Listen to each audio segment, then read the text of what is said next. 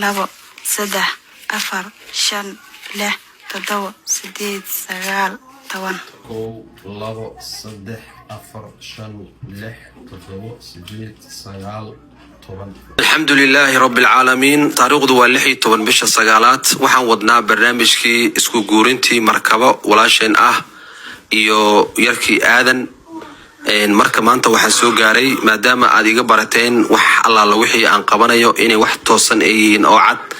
markabo hooyadeed ayaan maanta aan soo booqday iyo markabo oo halkaa fadhiisay arkaysaan balse aan u wareysto barnaamijkan markabo iyo macalinka ee ii keeneen inay maamada war ka haysay inay kale. hooyo assalaamu calaykum. وعليكم السلام. magacaada بشاري صابرين.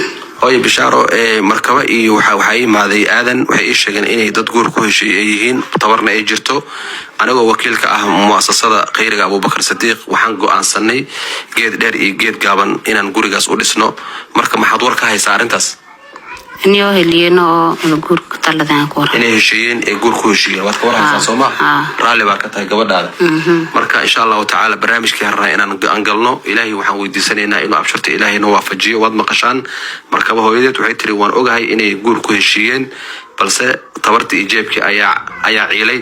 balse hadda waxaan u maleynayaa maadaama anaga hawsha aan soo galnay anagoo kaashanayna shacabkeena muxsiniinta ah inaan markabo sidii niyadeeda ay tahay yaan u yeeli doono insha Allah.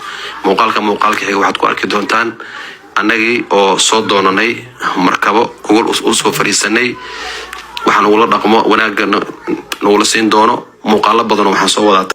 haddii mu'adinkii Ibrahim sidaasay u qaaday salaado in bilcagsi markabo la qaadi doono macalin aadan uu qaadi doono insha Allah ta'ala. iyo muuqaalo badan oo idin xiiso geliyo waxaan ka codsanayaa in sida muuqaaladaasi xiisaha badan aa u daawato sama follow soo dheh.